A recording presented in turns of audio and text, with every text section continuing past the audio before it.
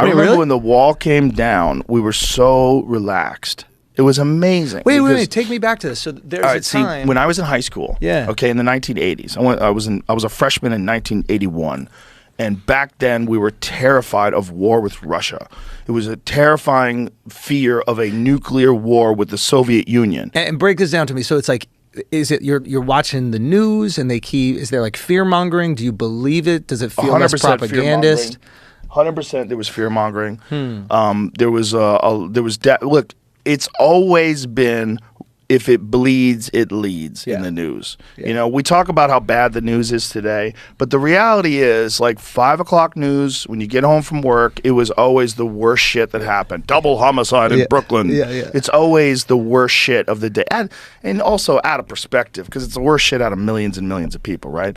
But the big one was always Russia. And you would see the Soviet Union, and, you know, you would see their leaders, and you would see their army, and it was terrifying.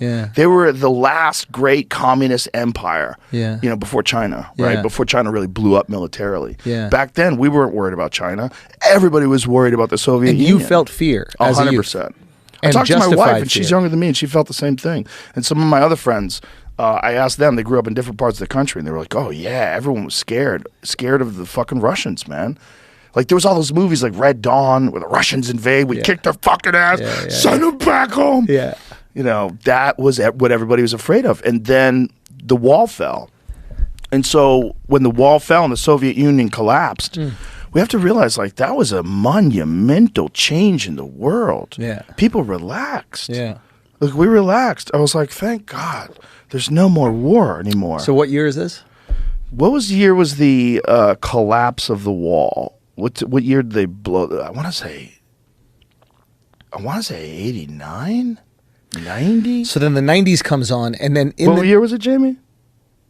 89. Okay, so 90s. So the 90s come along, and no one's worried about war anymore. Yes. Is there a cultural apathy? Because well, the there's 90s... a lot of bad things were made in the 90s. Some of the worst American cars that have ever existed were made during the 90s. We got real sloppy in the 90s.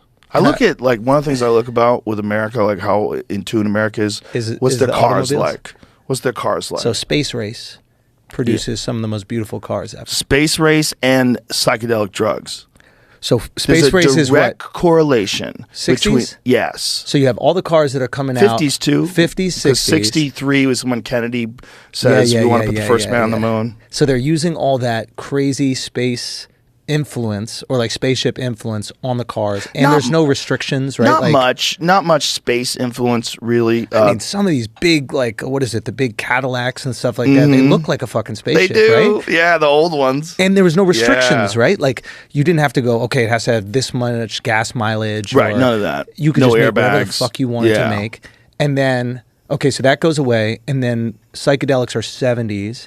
Well, psychedelics are 60s. Oh, yes. And then in 1970, they passed this sweeping Schedule 1 psychedelic act that makes all those drugs Schedule 1 forbidden drugs.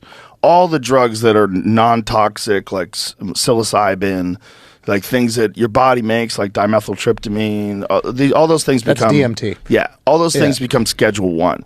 And then automobile design drops off a fucking cliff. That's funny. I mean, drops off a cliff.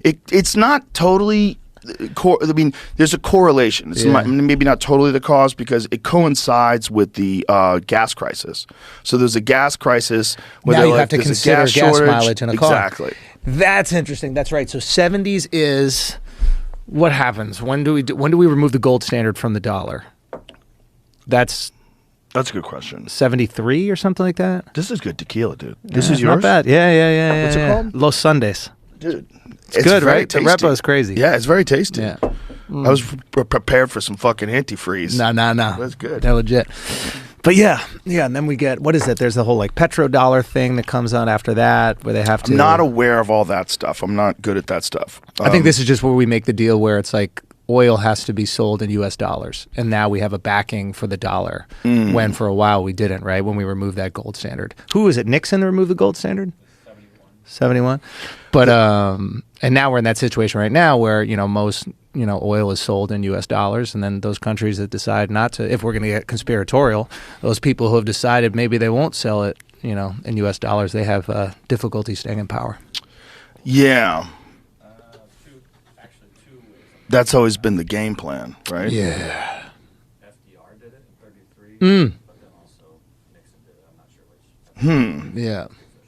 What does that mean then? How's it? We should have to a real economist work through this. Yeah. We'll fuck this up. But also, we could just talk shit, and it doesn't matter because we're not experts. So we just spit exactly. nonsense. It's so funny that people get upset by that. Like, Yeah. listen, this is a conversation that I would have whether or not cameras are on or not. So you just Don't got to take be us able. seriously. Yeah, you got to be able to deal with that. That's it. Don't take Yeah. anything we say seriously. Bro, That's especially us. yeah. We're Well, that was literal professional clowns. Yeah.